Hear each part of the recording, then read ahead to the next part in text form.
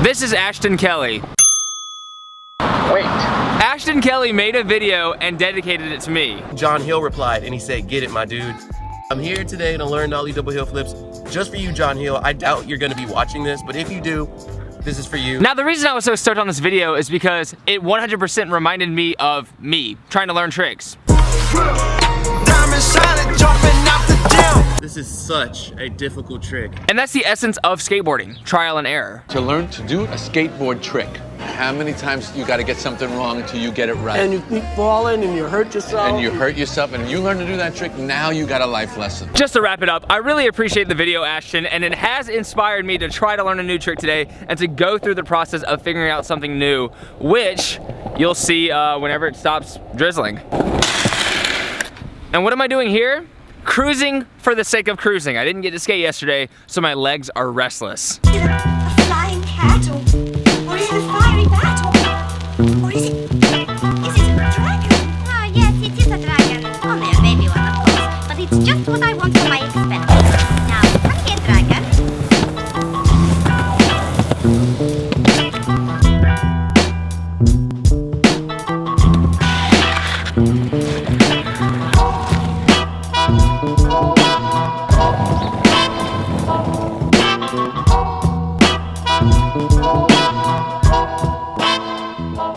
So I'm gonna post up here and focus on things that need to get done, and I'm just gonna turn the camera back on when there's something interesting happening, aka it dries up outside. Hello, son.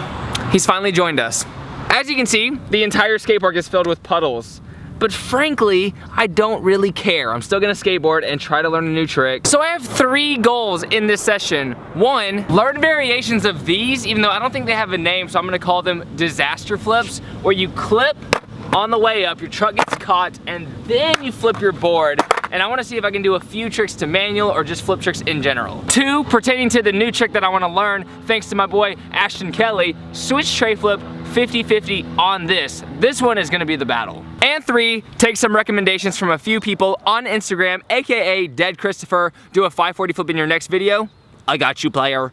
And Young Cricket, a fat Mongo push. Let's do it.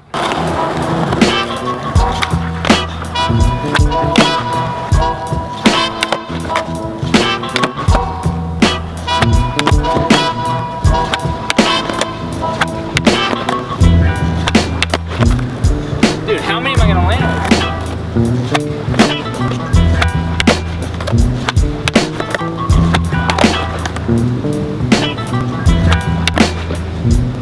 Keeping it.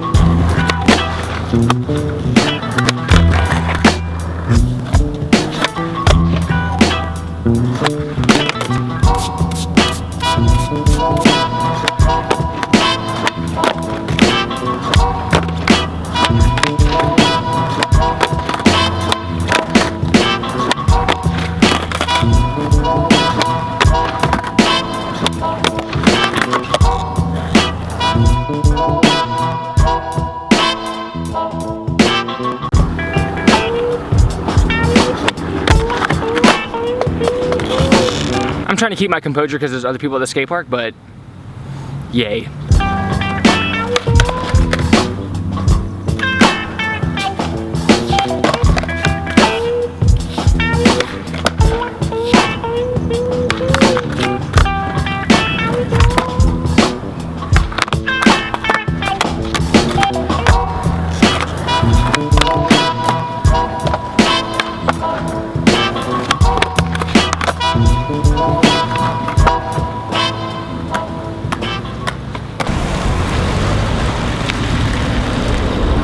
He went around in like 5 circles. I am absolutely disgusting right now, but instead of going home and showering, I'm gonna do a quick Q&A and go on about my day. By the way, I just finished filming all the skate break stuff in yesterday's video. That's why I just randomly ended up here. So the question is from Brady Miller. Still don't really understand why your channel isn't growing faster. I guess outside people have misconceptions about skateboarding. Well, first of all, in my opinion, my channel actually is growing fast for what I believed it could do. I never actually thought I would get even this many subscribers, maybe forever, like the whole time I had YouTube, just because I knew skateboard YouTube channels and I knew that they're not super popular amongst big channels. As for the misconception, absolutely 100% because of the people that we have representing skateboarding, like Rob Dyrdek, Tony Hawk, Lil Wayne even got a lot of people into skateboarding, and these are kind of the public figures that bring the outside world into skating and kind of present the idea of what skateboarding is, which is kind of a misconception. Skateboarding is pretty much illegal anywhere, so what you're seeing in my videos almost every single day is me breaking the law all of the time. The connection is that Tony Hawk, Rob Dyrdek, and Street League present skateboarding in this very organized, legal fashion, but they're just as rebellious as I am. I've been street skateboarding with Tony Hawk. He completely disregarded this huge no skateboarding sign and boarded this rail, and we all joined in, skated the spot because that's how we do. That's the mindset we've grown up in, and I think that's why skateboarding attracts such weirdos and outcasts, because it is this mindset where we kind of make our own rules and we try to abide by what we believe is correct regardless of what the law says, which can be a very dangerous game, but that's kind of how we live. And when I go out there and I meet these people who watch my videos, it's always weirdos, and I love that because that is the people, those are the people who I feel very connected to, and I think that can discourage a lot of people from watching my content, but I do want people watching my videos who can relate to me. That being said, you guys should like and subscribe this video right now. Thanks, guys. And now I'm just gonna unwind and relax on my computer, probably take like a half shower type thing in the bathroom because I'm disgusting. And speaking of disrespectful, these guys don't like when I film here, so I will be a nice gentleman. Well, I'll at least make it look like I'm not filming. And spinach, sun-dried tomatoes. Because I live life insanely risky, I'm literally leaving my laptop and everything in the Starbucks. I asked the dudes next to me to watch over it while I grab pizza real quick and get something in my car. I was like, I'll be back really quick, even though it's gonna be about 10 minutes. So thanks dudes in Starbucks. Takes about 2 minutes for the pizza to cook, so I'm grabbing something out of my car. Perfect, thank you so much. Have a good one. Okay. Thanks dudes. Appreciate it. So the reason I'm still here is because I love the vibes of this place, and I've just been going gung-ho on my computer work, and I'm kind of in a rhythm right now, and I'm just kind of feeling it out. They play really good music at this place specifically, so I'm hanging out for a little while longer. By the way, this wall matches this hat, and this wall matches this shirt. I'm having to force myself to leave because I got there, what, right when it got dark?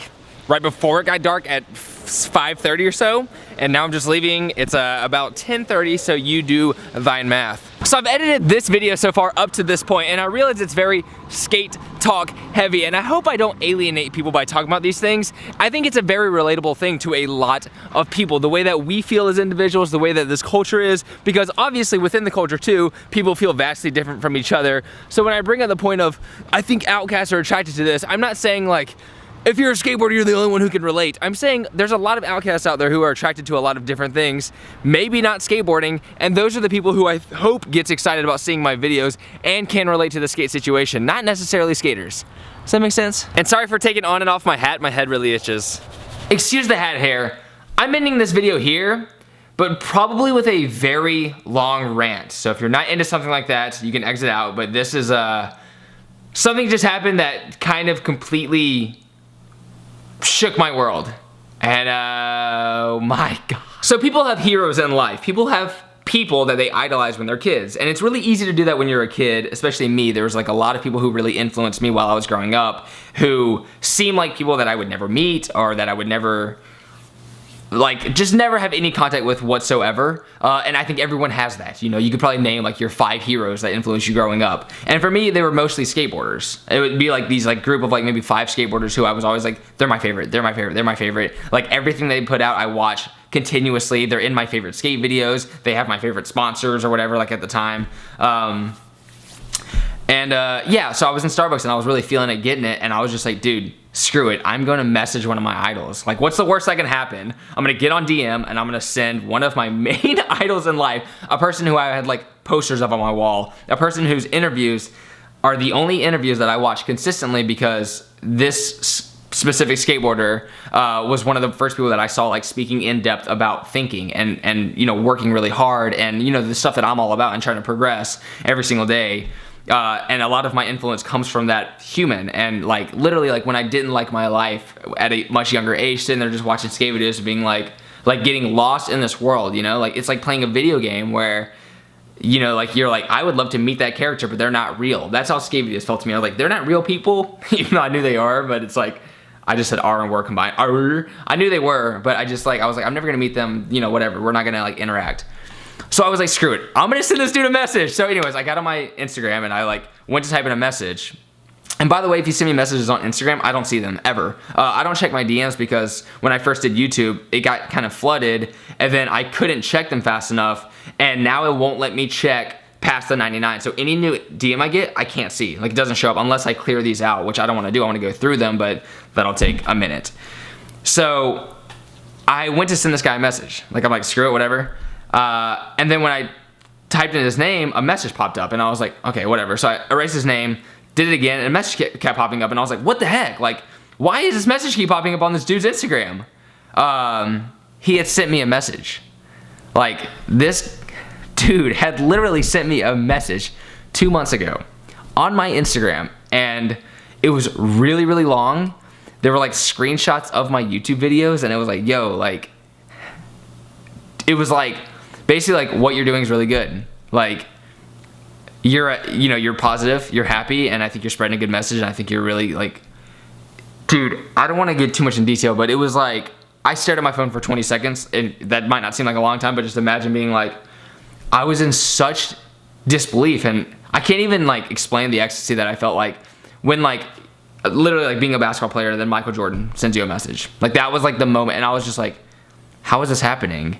And then at that moment I was like, if there's any kind of like validation that I ever need for doing what I'm doing, like having my hero from like childhood send me a message and be like, dude, I don't know, anyway. So like basically just this whole night I've been in this super weird daze and being like, anyways, I replied to the message, of course, and I'm trying to reach out and see if we can collaborate and do something together in the future. That'd be really fun, and you could see it in my videos and be like, oh my god. But I mean, some people probably have a pretty good idea on who it is, but because I've mentioned him before in my videos. But anyways, holy crap, that's my night. I just want to tell you that story, 3.5 minutes. Hope you enjoyed. So I don't know. Basically, one thing I wanted to wrap up with, and I wanted to make sure I mention this, is you know, I try to like present this really positive message, and you know, like a lot of people think that's just because I'm like this like naive, whatever, ridiculous dude, but you know, like a lot of people who are really positive are for reasons. They kind of learn that positivity is the way to go through disaster.